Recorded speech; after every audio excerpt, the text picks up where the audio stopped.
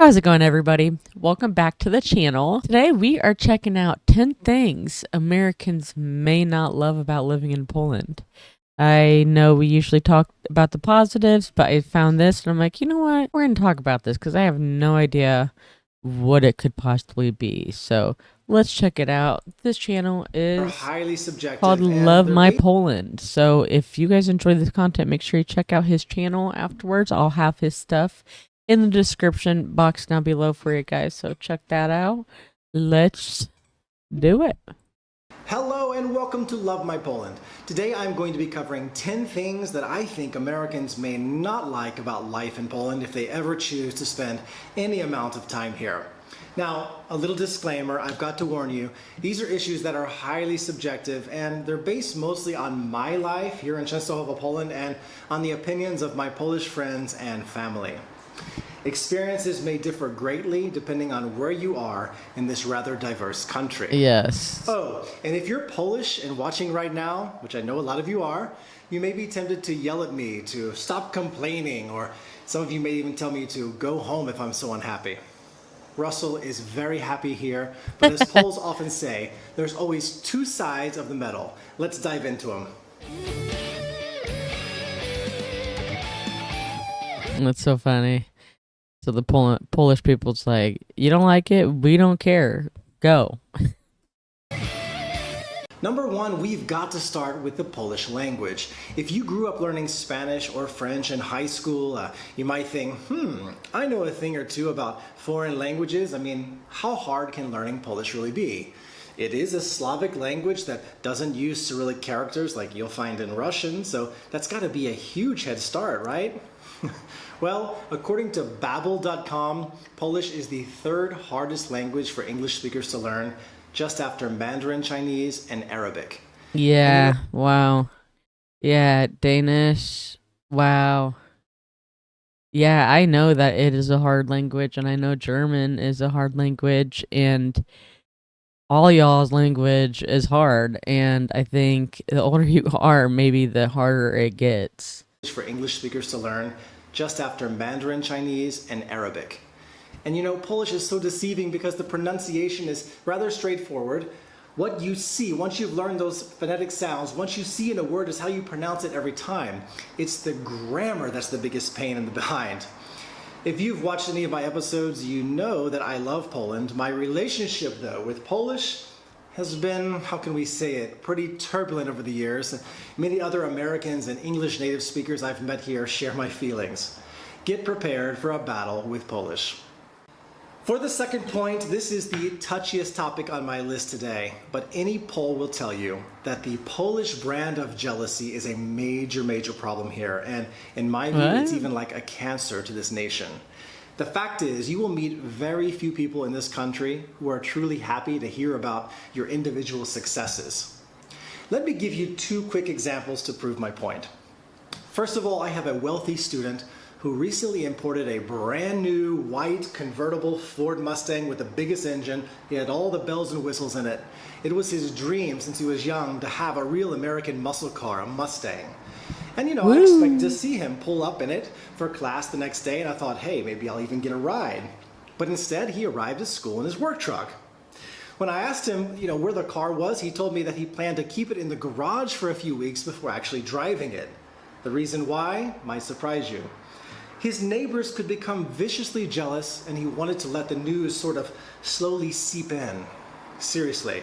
And listen to this. Back in 2008, I had the opportunity to buy another school, to make my school even bigger by buying the school from one of my employers who was a well-respected teacher here. And, I think that he had a midlife crisis.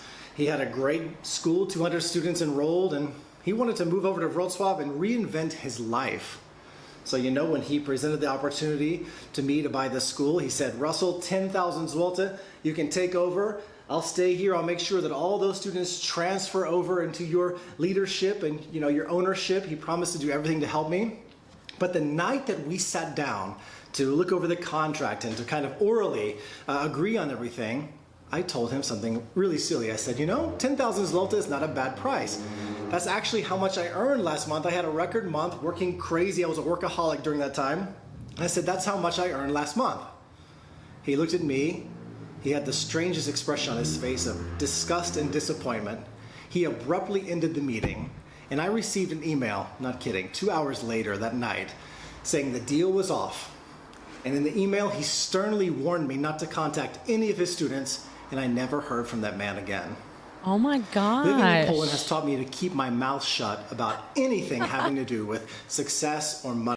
Stay humble, my friends. And I've had to learn that the hard way. And I've had to pretend that things aren't so bright in life when I'm asked how I'm doing in Poland. Trust me, when you are asked how you're doing here, avoid too much expression.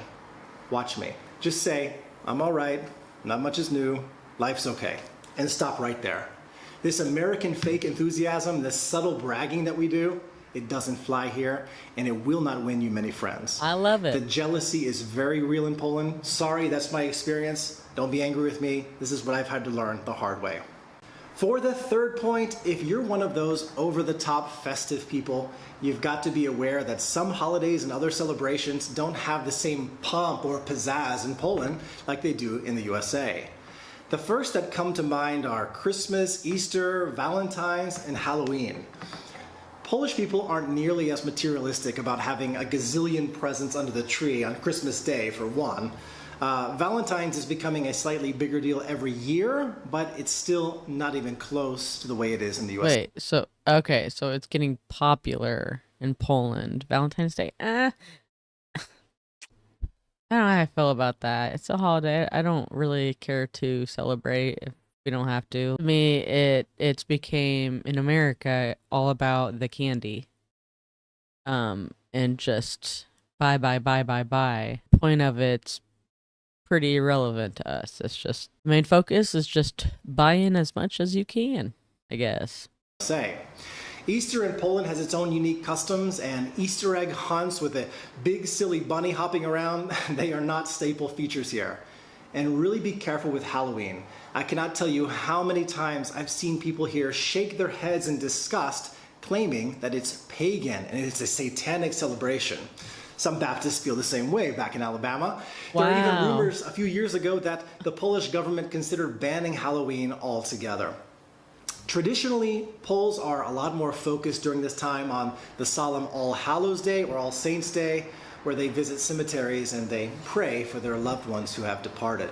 Number 4 is an easy one. If walking is not your thing, Poland just isn't for you. Despite having plenty of options for public transport, you're still going to need to get around from place to place on foot. Polish cities, like most European cities, are not laid out for doing everything by car and having the luxury of lots of available parking places at your disposal.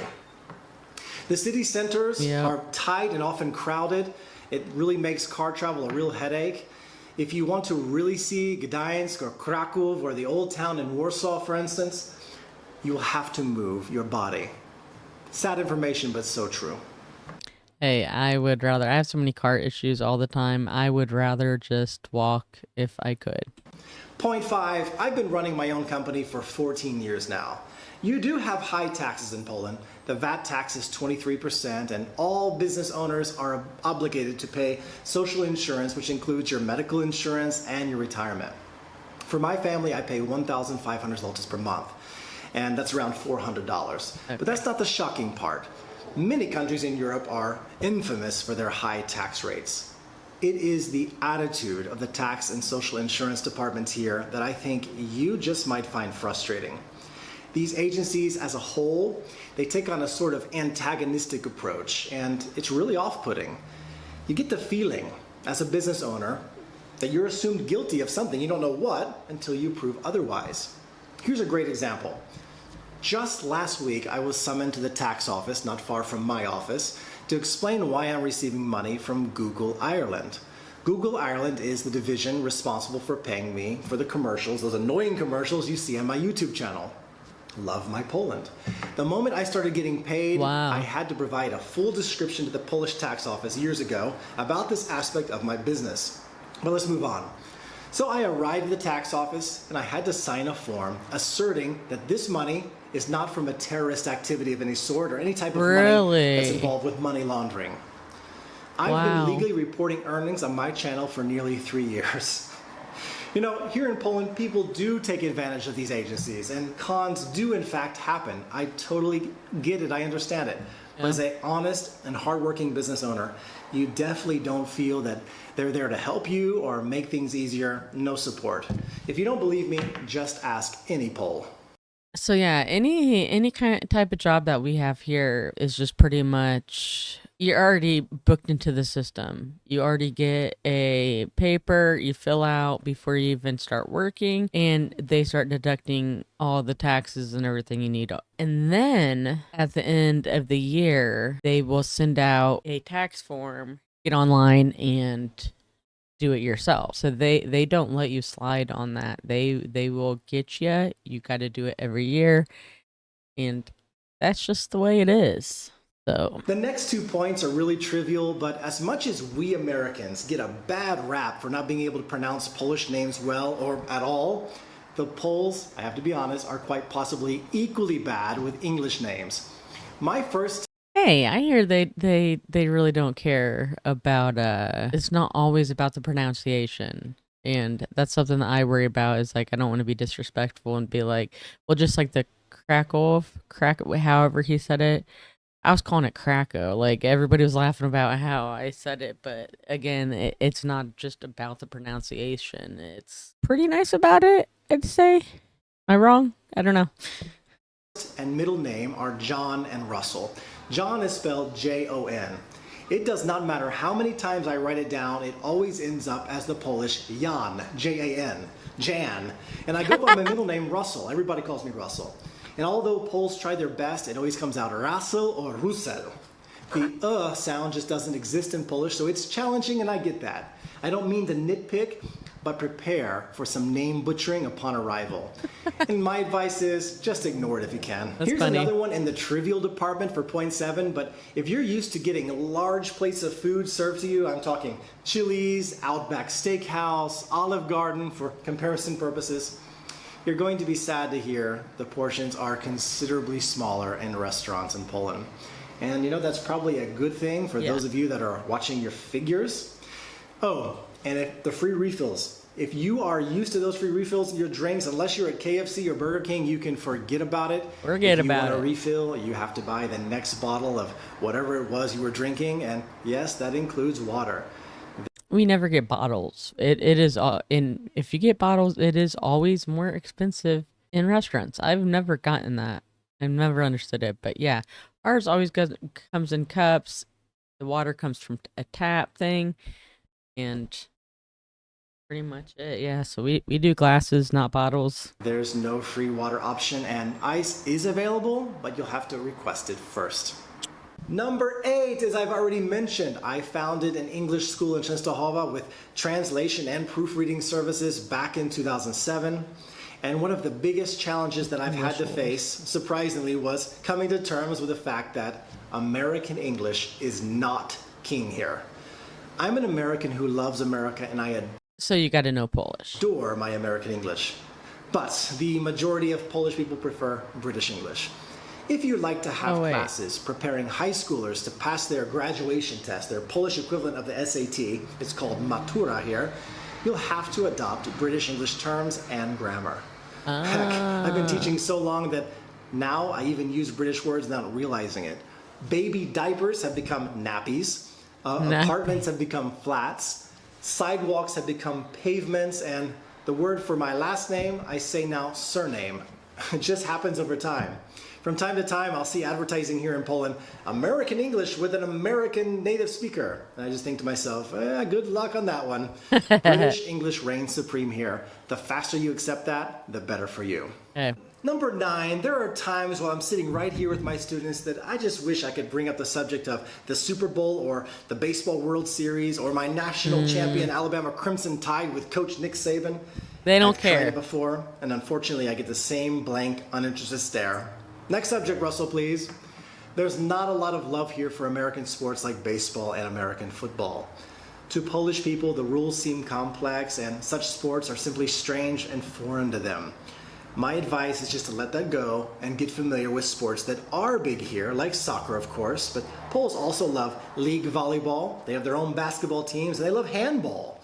And you cannot forget Okay. about the Speedway motorcycle races. I got to attend that. That's fun. I recommend it to everyone. For Cool. our 10th and final point today, let me talk about salaries for a moment. In my city of Częstochowa, earning 3,000 zlotys per month, or about $800 a month, it's a relatively good salary. Salaries differ in Poland depending on the city in which you live, but they are far away from American salaries. If you would like to get into teaching English, which is what the vast majority of English speakers end up doing here, you should expect to earn between $10 to $20 per hour working for an employer in English school. Okay.